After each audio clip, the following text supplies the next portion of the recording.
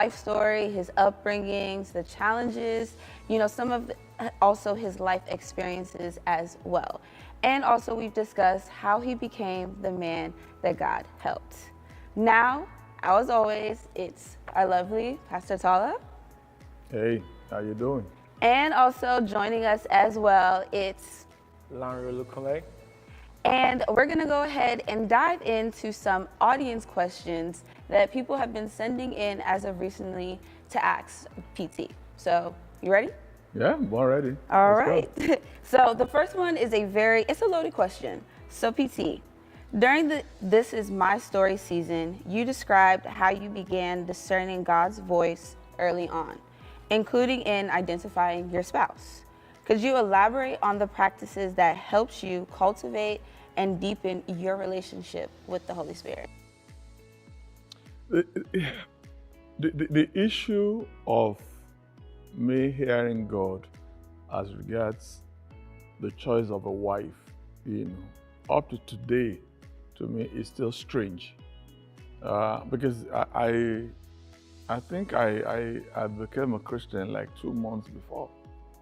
Do you understand? And I'd never had anybody, teach on how to hear God, or this is how God speaks. But that day was special because I had what I've never had before, and I knew that this must be God telling me. Because how do you see a lady just coming out of bed and shows up and something says in you, that's your wife? You understand? And there is no other proof than to say that this was 38 years ago, and we're still here. Do you understand? Now, on deepening my relationship with the Holy Spirit, I've always been very serious at anything I do. There's nothing that I do that I don't put my mind in it. When it came to walking with God, I knew how to put my mind to it.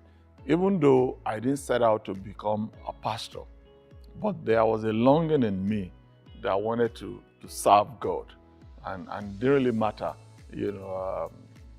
the position or where, And because of that longing, I kept on searching out for more, like, either read the Bible or meditating, or just trying to talk to God one-on-one, and I've realized over the time, God has, exposed himself or shown himself more to me, than anything else. And it's been great.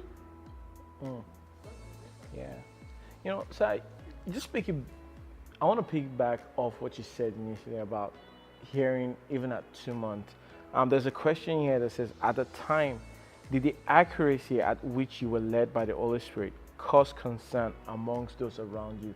Because I just bet that people around would be like, oh my goodness, like, didn't he just give his life? Like, how is he able to just discern?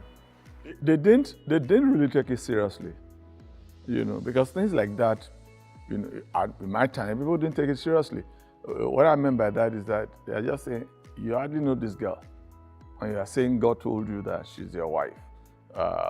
So how do you navigate that? And all they did was to say, let's wait and see what's going to happen. And over the years, they've been looking at it and they said, you know what? Perhaps God really spoke to this guy.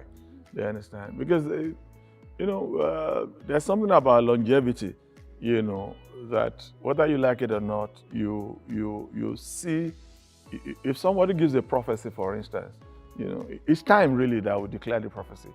It's time, So after a while, when the prophecy comes to pass, you don't have to be a prophet yourself to know that that was a prophecy that has come to pass. You understand? Because everybody will see it and they'll say, okay.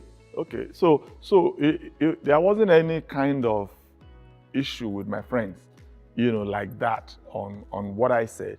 They just said, wow, we can't believe that this guy will say this, or that he's going to want to settle down just like that, and it wasn't difficult for me, honestly. It was, It was not. It was not. I know my wife might not like that, but most women don't like it because they just want, a kind of, romantic story and things like that, And there's nothing wrong in that, But what I tell people is that no matter, how good the romance is and things like that, if God is not there, it's a lie. Except the Lord builds, they labor in vain, they that build. It doesn't mean that people are not building, but it says that they labor in vain. So why would I want to labor in vain when I can allow God, to build for me? Do you understand? So. Love that, love that. So, as the series, continues, we talked about, your childhood, how it was like growing up. So, how did you overcome the pain of your childhood and reach a point where you could forgive both your principal and your father? These situations are substantial betrayals that many, including myself, continue to struggle with. With the issue of the principal, when I left his house I'm trying to see when I left his house. I think I left his house in 1970. I never met him again. Do you understand? When people hurt you, what hurts you most at times or makes it more difficult for you to forgive is because you are constantly seeing them. Do you understand? And when you see them, the hurt comes back again. Do you understand? I never saw him again. That's one. Then number two, when I look at my life and I look at the summary of it, I could see that God has helped me. So the question I'm asking myself, what am I fighting for? Do you understand? That's the question I ask myself. I said, what am I fighting for?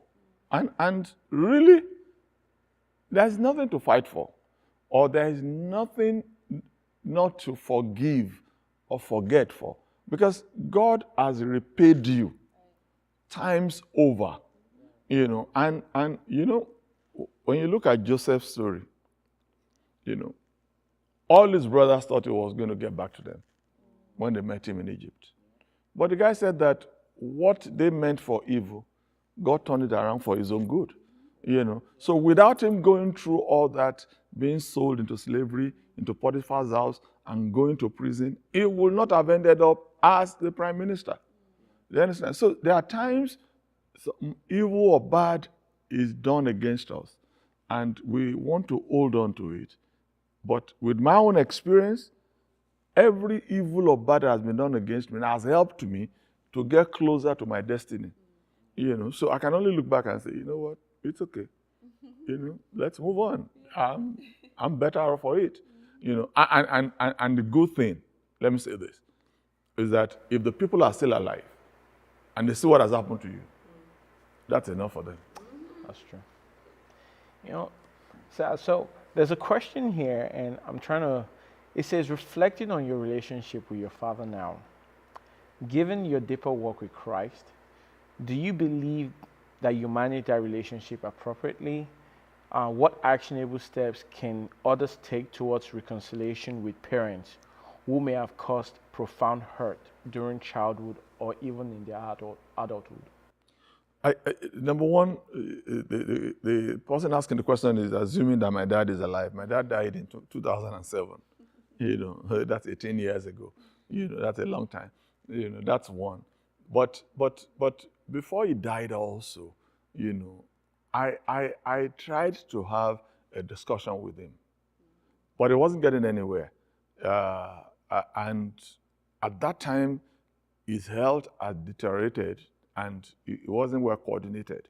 Do you understand? So I didn't believe that even if I went deeper into the discussion, he would have appreciated it.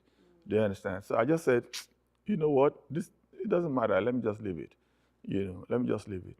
But one thing that cannot be taken away, which I also said, earlier, is that while he was alive, he saw my life, as it were, change in his eyes. the things he never thought I could become, I became. Not even now. If it is now, it will have a major shock. Do you understand what I'm saying? And so for me, I just had to move on.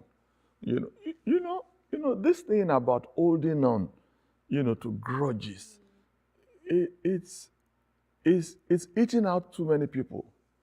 The people that offended you, many of them have even moved on. Do you understand? But you are the one, you are now griping with it.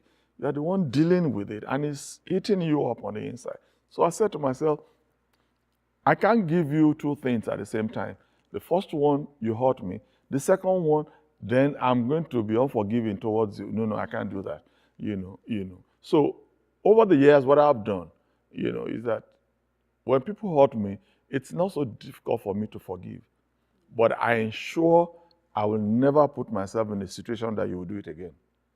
You will never have a second chance. And that's just it. You will never have a second chance. That's it. Do you understand? If I brought you into my bedroom and you looked into my bedroom and you hurt me, you will not see the doors again. It doesn't mean I've not forgiven you, but you will not see the doors of my bedroom. Not to enter. You will not even enter. Do you understand what I'm saying? So first one, it's your fault that you messed me up. But second one is going to be on me that I allowed you to do it again. It's not going to happen.